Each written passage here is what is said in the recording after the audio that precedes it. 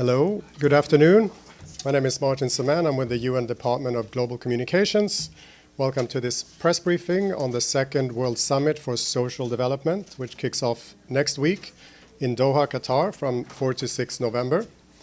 Today's briefing will set the stage for the summit, outlining its vision, priorities, and the critical role it will play in advancing the social dimension of sustainable development.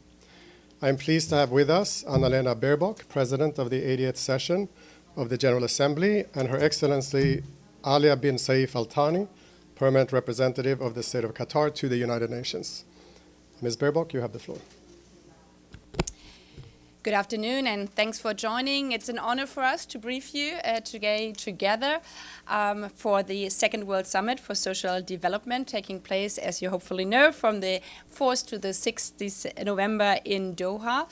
And this is a very special moment because after 30 years, this is the second World Summit for Social Development, and also having a press briefing here today with the host country and the President of the General Assembly underlining how important this social summit is for the United Nations, for the General Assembly, as it comes directly after our high-level week and perfectly suited in the 80th session and therefore also the 80th anniversary of the United Nations.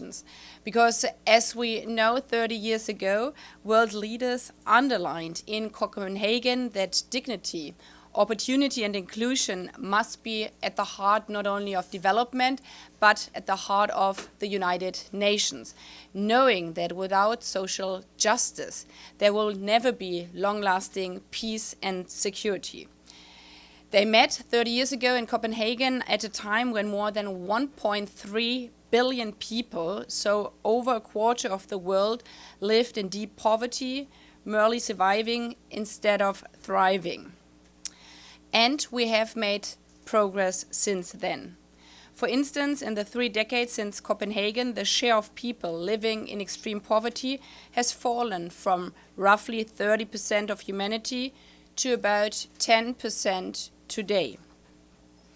Yet, as we also know, within the 30 years, we have made special progress due to the 10 years ago adoption of the Agenda 2030, another milestone for social development, and also the strong push for our SDGs.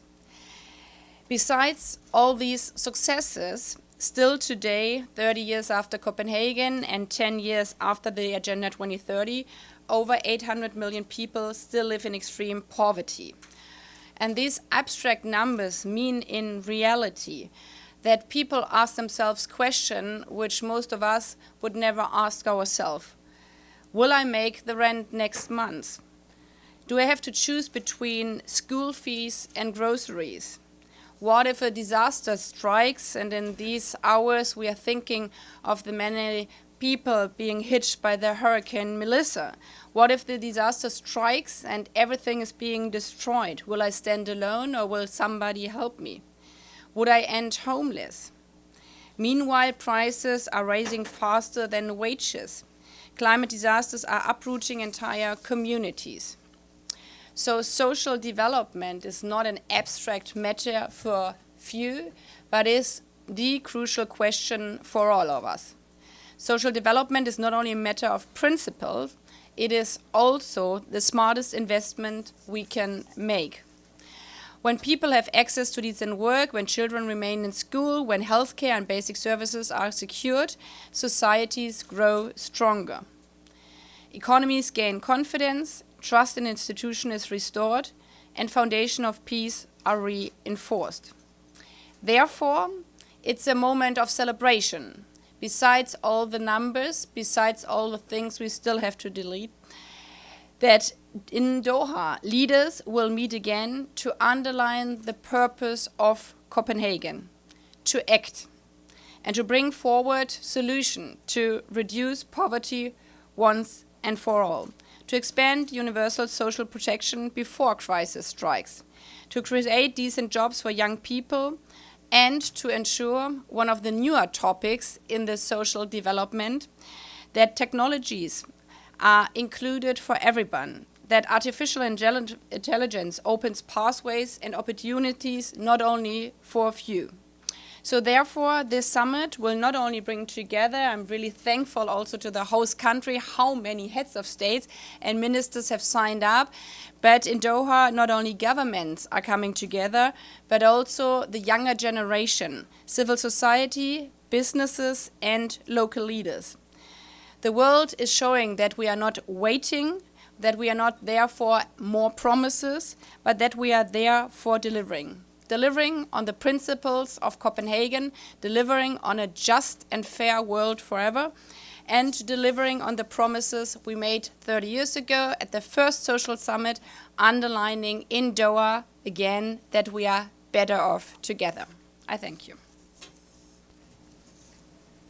Thank you so much, Her Excellency. Thank you. Thank you so much. Good afternoon, everyone, and it's a great pleasure, of course, to join Her Excellency, Madam President Annalena Baerbock, President of the General Assembly, to brief you on the upcoming Second World Summit for Social Development, which the State of Qatar will be proudly hosting from the 4th to the 6th of November in Doha.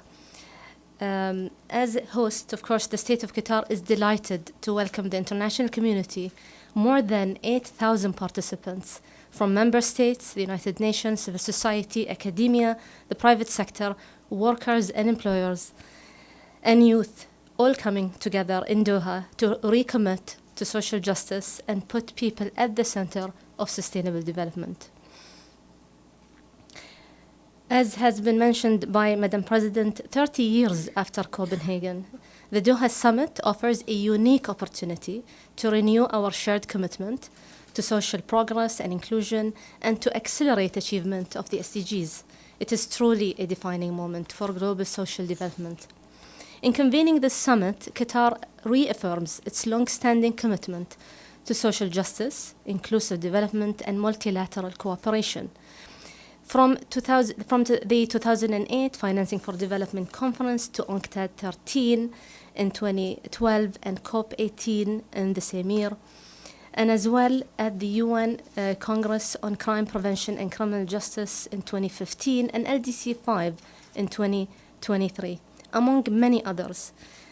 Doha has emerged as a symbol of dialogue and global solidarity by hosting these milestone moments for the United Nations. Qatar builds on that legacy by hosting the summit next week. At the heart of the summit will be the adoption, of course, of the Doha Political Declaration on Social Development.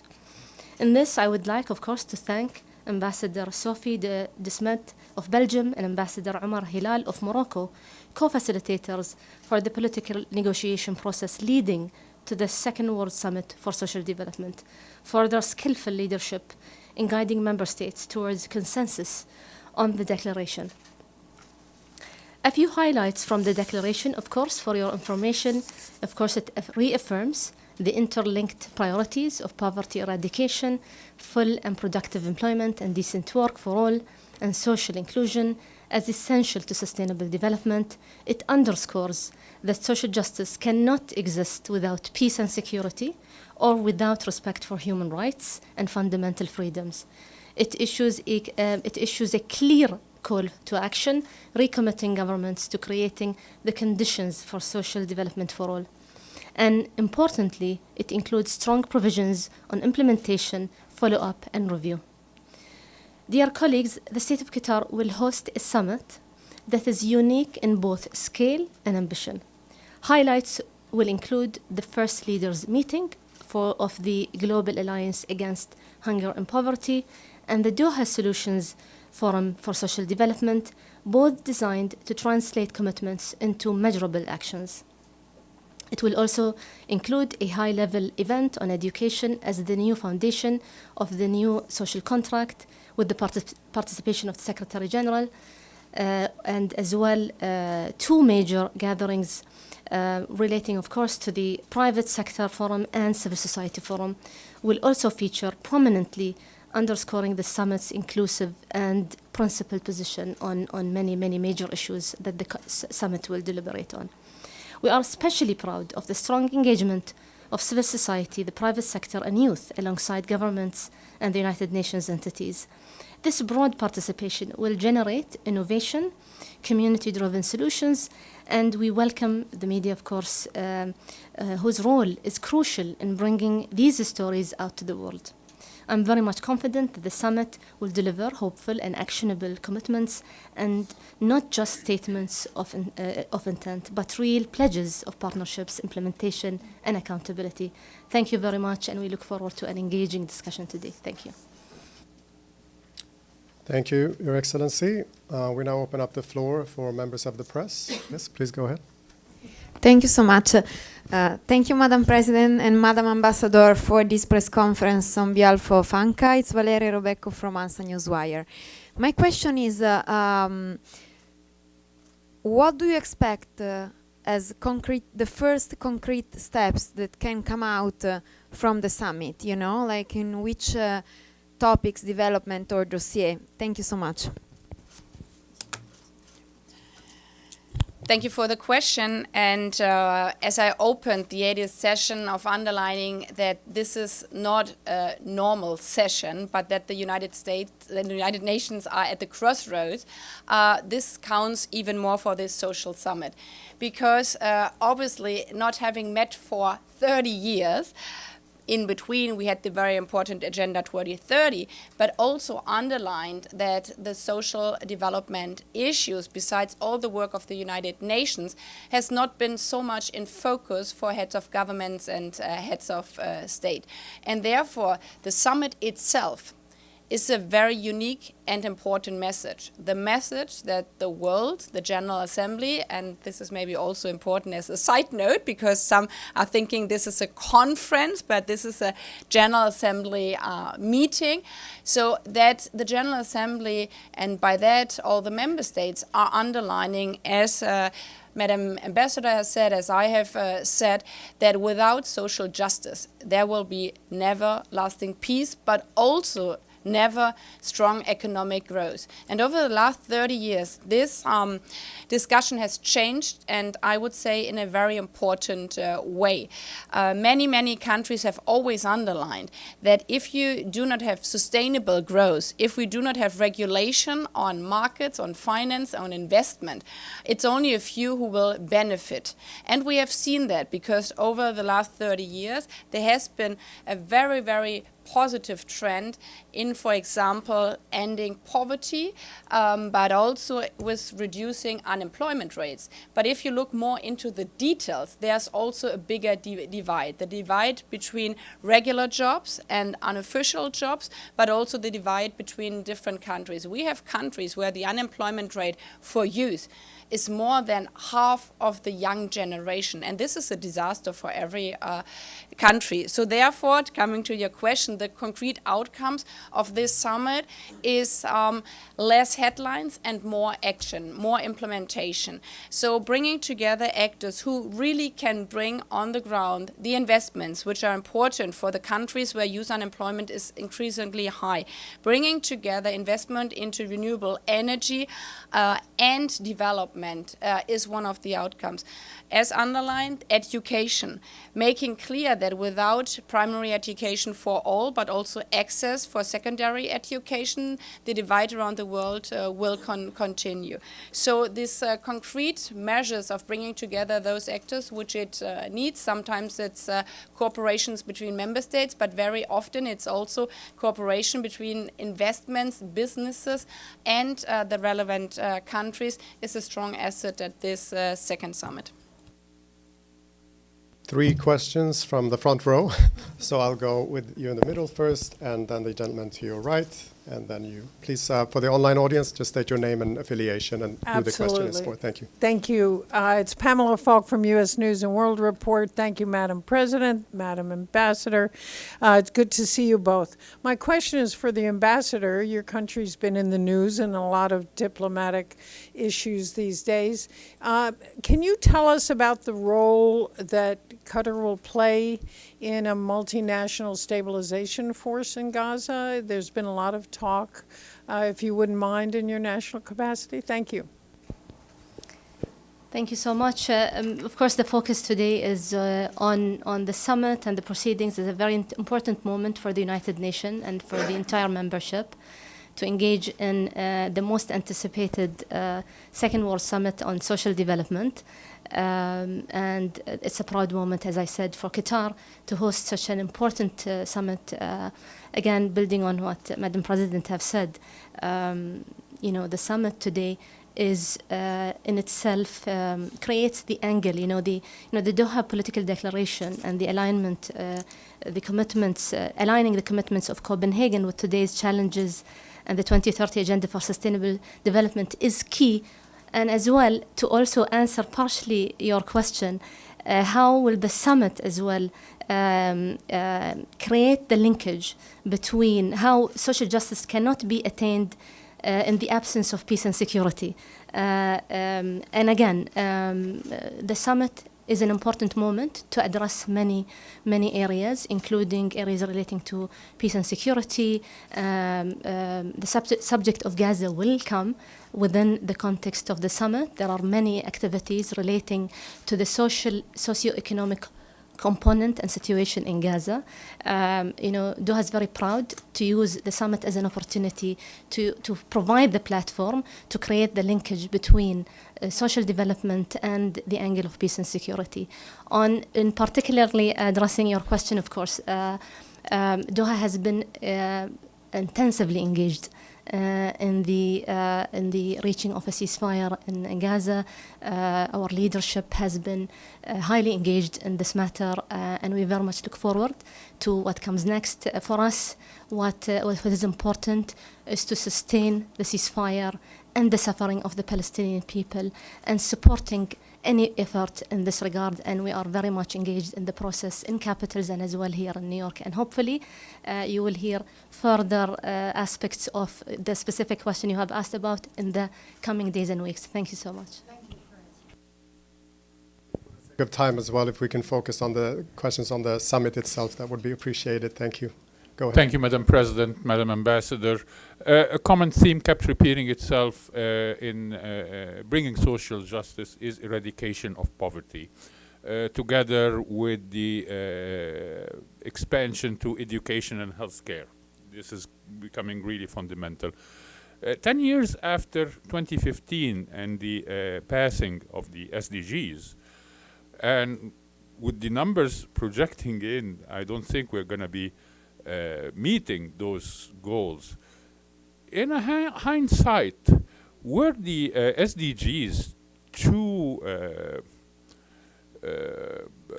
optimistic, and that the world is facing the crisis that they cannot meet it? Although I wish to add that since Copenhagen till today, poverty was 30%. Now it's 10%.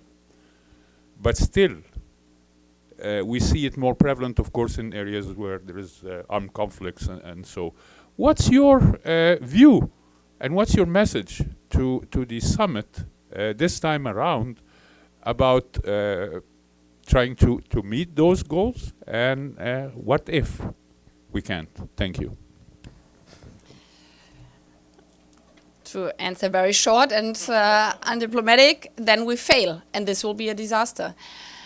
For the people suffering, because if you look a bit more detailed in number, even if you would say we have come down really with hunger and poverty, but 800 million is still 800 million. Imagine all of us, we wake up in the morning and already don't know how to give food to our children at night, and this happens every day over and over again.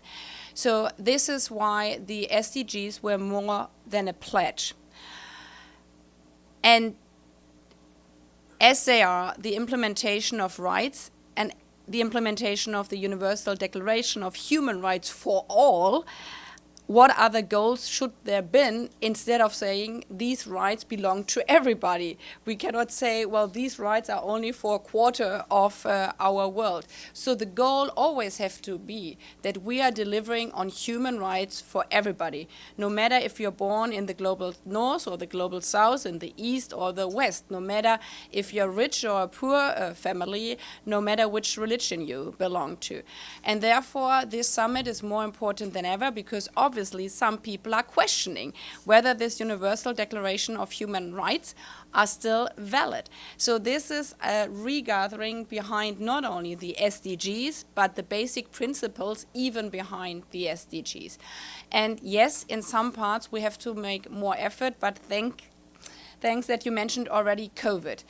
Because I think it's a very, very wrong way if we are saying we failed and we are not looking for the resources. In some parts, it has been political decision-making, which we can change. In others, like a pandemic, unfortunately, nobody could change that. So now saying giving up on education goal, for example, while we were very, very successful, but then COVID came in, it means now we have to double our efforts again. And then we have to really name and face the hurdles and challenges which are still there. If we are staying with education, if we are having now a country where the forces in the countries are taking the rights of women and girls, the right of education, we have to name that, and we have to work concretely on that one, that also girls after 6th grade have a right of education in Afghanistan. On other cases, for example, we have to make very clear why there are hurdles for education, and then the international community can help. So if we're having here again a budget debate on cutting the budget of the UN, this is highly connected to the SDGs. If we are cutting on UNICEF, then more than 60 million children won't go to school next year. So for every number where we are failing, there is one reason or different reason, and the summit is all about of tackling concretely this reason. Do not stay on the overall goal, but really dig deeper and go into the different experts of every goal we can work on. And I would like to underline as well that more than before, these goals are interconnected. And this is why it's very great coincidence that directly after the Doha summit, many people would go or will be delayed to go to Belém, because the climate crisis is one of the other reasons why on some of these goals we are behind the goals for 2030. So fighting the climate crisis means also working on social justice, and working on social justice means also having preventive measures after a climate crisis hits. So again, I can only commend that at the summit, this topic is on a very, very important matter as well. 5 minutes left, so please go ahead. We'll try to cover everybody in here. Thanks. Thank you very much, Madam President, Madam Ambassador. My question is to Madam Ambassador. You sort of answered part of my initial question about the linkage between social justice and peace and security and the issue of Gaza. But if you can elaborate a little bit more on that, what are the linkages that are going to be made, and what are the socioeconomic issues? I mean, we've seen the education system being targeted in Gaza, with universities and schools being bombed. Can you elaborate a little bit more on that, and what these linkages will be in the discussions during the summit? So basically, I mean, the summit is an opportunity to address the 7 key commitments. Of course, poverty eradication, decent work, economic transformation, food security and health, digital transformation, climate, gender equality, financing for social development, and education, and the social component cross-cuts in many angles. Again, the summit is an opportunity to address the socio-economic situations in specific cases, and Gaza is one of them, of course. There are several engagements taking place to address that question. Again, the Doha political declaration that has been negotiated and thankfully has been agreed upon, delegations here, and we are waiting for the moment for the official adoption on day 1 in Doha. The Doha political declaration has created the link, and I think this is the sort of the positive additions from Copenhagen to Doha is the emphasizing even closer how social justice cannot be attained in the absence of peace and security. This is very important angle. You cannot sustain a situation in a post-war unless you address the socio-economic aspects of the situation in the society. If you do not deal with it immediately and address the social health needs, educational needs, you cannot sustain a situation. And that's the best example for Gaza. Let me talk about education in Gaza. If you don't address education in Gaza immediately, you will not sustain the situation, because education has always been gives the stability element in any situation. So again, I think that's the highlight of the World Social Summit, is bringing together the different angles together, peace and security, human rights and development, and seeing how these three angles work hand in hand to sustain a situation, to address poverty, to address social integration, to address food security. You need to look at that, and yes, it is a shame that we have not been able to convene a summit in the last 30 years. But again, it's never too late. Doha will be the starting point. The Doha Political Declaration also creates a follow-up process, including the high-level review in 2031. So the summit will not be the end point at itself. It will be the starting point. And I think, again, it's great that it's coming hand in hand with the UN 80 initiative and the whole review of the system. I think this is an excellent moment to galvanize the support and the equipment and tools for the objectives of the summit to be implemented on the ground. And thank you. Thank you. We have a lot of questions from the floor, but I think we only have time for one last one, and we kindly ask that this is a summit-related question. The gentleman in the back was the first one to raise his hand. Thank you. Thank you, Madam President. Thank you, Madam Ambassador. This is Namo Abdullah with Rudao Media Network. In the spirit of leaving no one behind, will the summit address the plight of stateless and marginalized groups like the Kurds, the Druze in Syria and the broader Middle East? Thank you.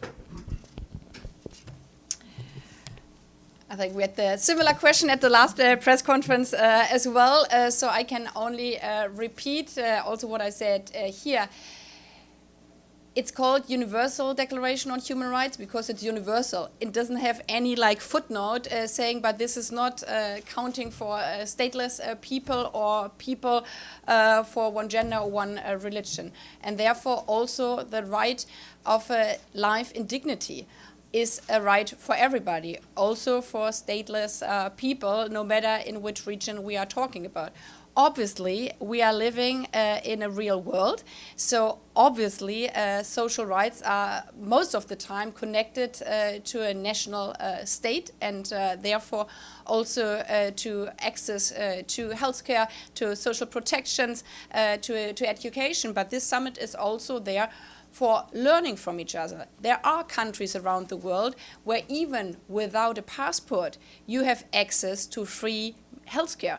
There are states around the world who say we give the right of education to every child. We have special schools, especially for refugee children, for example. We have a whole system here at the United Nations called UNRWA, which is providing not only education but healthcare, social protection, not only in Gaza, as you all know, but also in many, many other countries, like in Syria, like in Jordan and others. And again, this summit, as the dear ambassador has said, is not isolated. We just had another advisory opinion of the ICJ underlining not only the access for humanitarian aid to Gaza, but also underlining the important role of UNRWA. We had an UNRWA debate here at the high-level week, and therefore also this issue is highly interconnected for the social summit, even though the social summit is focusing on the declaration as has been mentioned. But I would like to add as a last thought, as we're having many debates also in these halls here about peace and security, and your questions were related to it. Social justice is very hard to deliver on in wartime, obviously, but the other side is also true. Without social justice, there won't be lasting peace. And we know it from so many crisis regions. If people do not have employment, if they do not know where the kids go to school, if they have hunger, I always said that to all my German and European citizens. I mean, what would you do if you know that your child is starving? You would take your child and bring it somewhere where at least you could survive. So also the question of migration is heavily depending on the question whether we deliver on the SDGs and on the Agenda 2030. We know that terrorist groups all around the world recruit, especially in those villages or in those parts where people do not have any perspective at all. So therefore, social justice is the base for a better and safer and more secure world everywhere. And therefore, we are really thankful that you're here at the press conference with us today, but hopefully also delivering on the results of the summit, because we know bad news click 6 times better than good news, but the world definitely needs good news. So we're hoping that you're also there in Doha, and I'm thanking again also the host country for the great side events which we're having there. Thank you so much. We are at time, but I wanted to offer Her Excellency any last thoughts before we leave. Just to thank everyone, and please continue your engagement and your interest in the summit, and I look forward to seeing you in Doha. Thank you. Thank you so much. For the full program of the summit, please visit the website. You can simply Google it, and you can check in all the press briefings that will happen during those 3 days as well. Thank you so much.